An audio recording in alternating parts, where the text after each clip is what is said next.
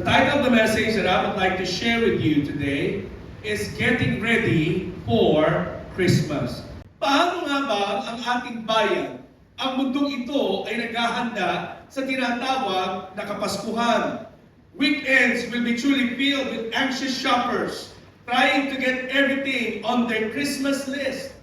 Talagang nililista yung mga pangalan ng mga inaanak at pinag-iisipan kung ano ang bibilin at kung magkano ang budget pagdating sa mga bibiling pangregalo. Other people will go from one store to another at talagang nakikipagsiksikan. And let's not forget the decorations. Oh, many people are doing it big time. Ang gaganda ng mga dekorasyon sa labas ng bahay. And then, people are planning for their meals para sa Noche Buena. Inililista na anong mga bibilin, nang-hoard na ng liver spread para sa mechado at para sa menudo. Now people are doing those.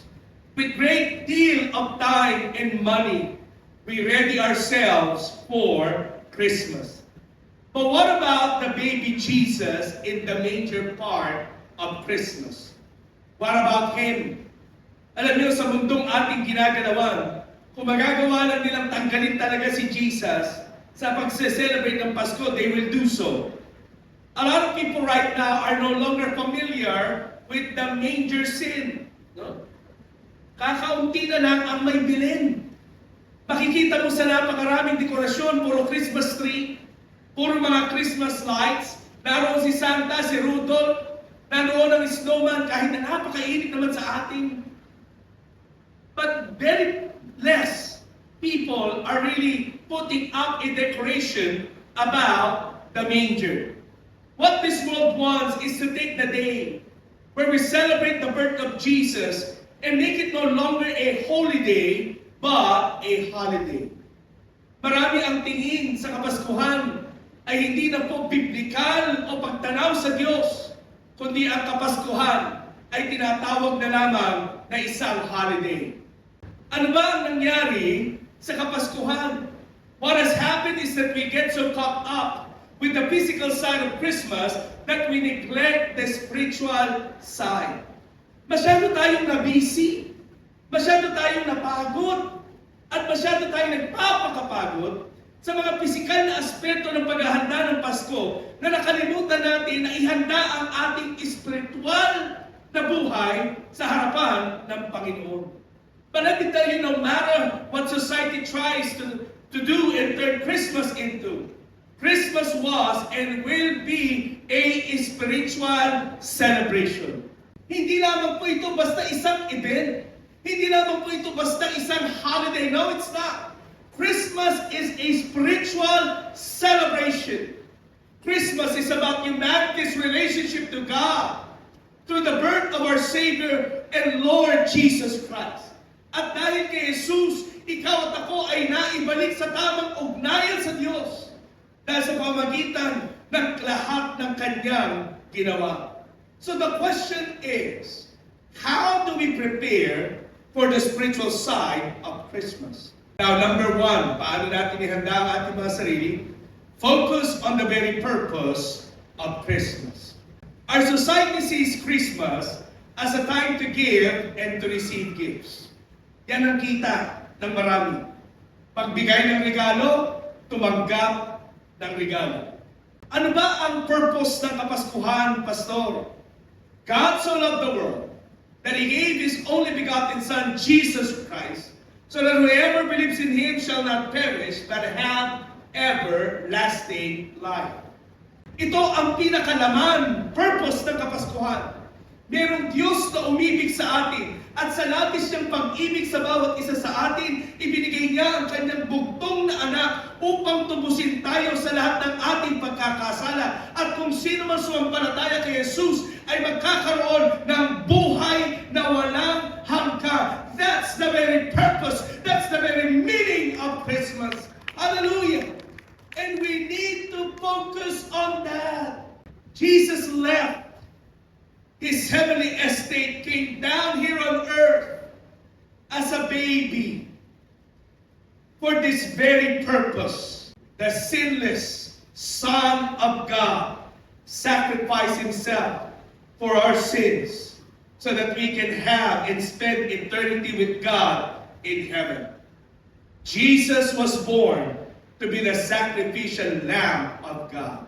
The ultimate sacrifice that has been needed for mankind to be saved. The only hope of being forgiven and having the assurance of eternal life. And so Jesus came, tulad ng deklarasyon ni John the Baptist, "Behold the Lamb of God who takes away the sin of the world." Therefore, brothers and sisters, to focus on the purpose of Christmas is to focus on Jesus Christ. Pangalawa, let us prepare or get ready like Mary. Prepare like Mary. After learning that she would be giving birth to the Messiah, tinawag ni Mary ang kanyang pinsan na si Elizabeth, na noong panahon na iyon ay nagdadalang tao na rin with John the Baptist. And through Mary's song, she reveals how she prepared for the coming promise in her life. Mabawasan natin ang kanyang awit ay naglalaman ng kanyang paghahanda sa pagdating ng Mesias. Now, una sa lahat, Mary prepared with joy. My soul magnifies the Lord, and my spirit has rejoiced in God, my Savior. When Mary heard the great news of this first Christmas, she responded with joy. Bakit siya mayroong kaganakan? Because her focus was on God. Her focus was not on herself. Ang kanyang tinitignan, ang kanyang binibigyang pansin ay hindi ang kanyang sarili, kundi ang Diyos mismo.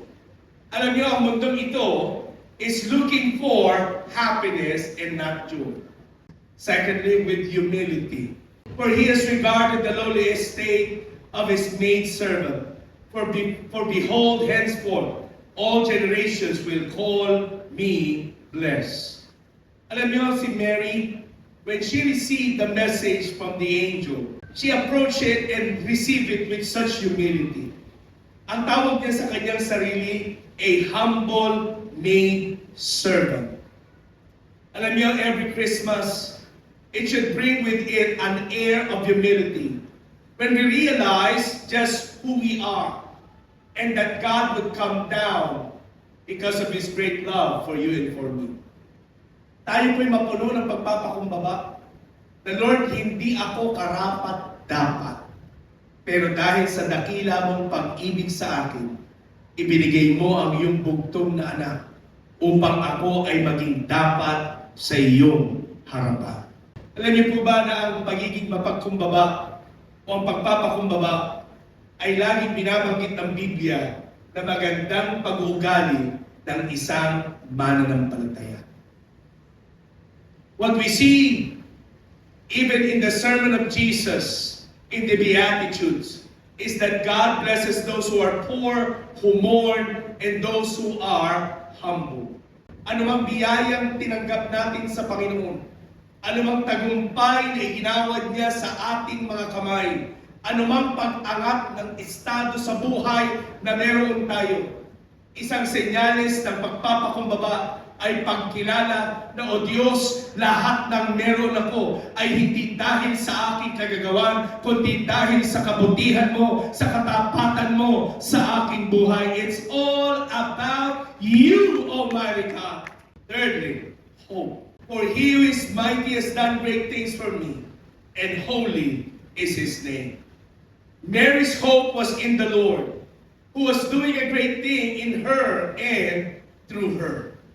Ang pag-asa ni Mary ay ito, na sa pamamagitan niya, ang offspring or seed of Abraham will save the entire humanity. This has brought her hope.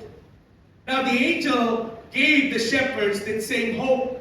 Ano ang sabi ng anghel sa mga pastol? Do not be afraid. I bring you good news of great joy that will be for all people. Mga magulang, mga kapatid, sa paghahanda natin sa darating na Kapaskuhan, ang pag-asang ibinigay ng Diyos kay Maria sa mga shepherds and the people of the Bible is the same hope that is being given for you and for me. May pag-asa sa ating Panginoong Heso Kristo. That no matter how dark and gloomy this world may be, there is hope in our Lord Jesus Christ. At ano man ang maganap sa mundong ito, tayo ng mga mananampalataya, we have hope for His second coming. Jesus is coming back.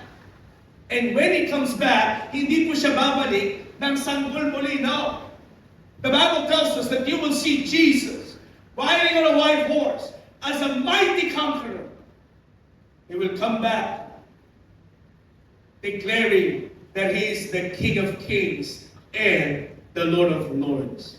Na anuman ang hinaharap natin sa ngayon, there will come a time that Jesus will make everything perfect. Thirdly, paano natin ihahanda ang ating mga sarili sa darating na Kapaskuhan? Share the true meaning of Christmas.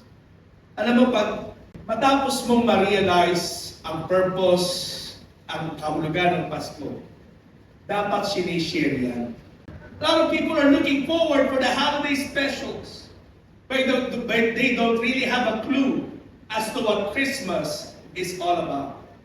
Christmas is not about Santa Claus, brothers and sisters. It's not about Rudolph and the reindeers. The true meaning of Christmas is that Jesus left His heavenly estate and came down as a baby human being. It's all about God becoming flesh, just like you and me, so that He could take our place and die the death we deserve due our sins. This is the story that we need to share. Itong Kapaskuhang ito, mga kapwa mananampalataya, mga kapatid sa Panginoon, we need to share with everyone the reason for this season. Ikwento natin si Jesus ngayong Kapaskuhan. Let them hear who Jesus is. Let them hear what Christ has done for us. Let them hear the very purpose of Christmas. Last but not least, be filled with the Holy Spirit. Nasasabi mo sa akin, Pastor, di ba tuwing revival lang dapat mapuspos? Hindi. Maging sa araw ng Kapaskuhan, tayo po dapat ay puspos ng banal na Espiritu. Our society fills itself with so many things for Christmas. Ang dami nating kapunuan. We are filled with worries. We are filled with many activities. Madali tayong mahawa kung sino kasama natin. Now, if you want Christ to be alive in your life, even at Christmas season, na talagang focus tayo kay Kristo, na talagang buhay natin ay lumalatad sa salita ng Diyos, then we need to be filled with the Holy Spirit. On our own, we cannot do it. Sa sarili natin, hindi natin kaya. Wala tayong lakas upang pagtagumpayan ang alok ng mundong ito. Pero sa pamamagitan ng kapangyarihan ng banal na Espiritu, we can say no to the temptations of this world and to live a life na talagang si Kristo ang nakikita sa bawat isa sa atin. Ang aking panalangin na ito, itong Kapaskuhan, ang ating salita, ang ating gawa, ang ating pag-uugali, makita nawa si Kristo sa ating mga buhay. Na sa pagdiriwang natin ng Pasko, Jesus will surely be manifested to our life. How? Through the infilling power of the Holy Spirit.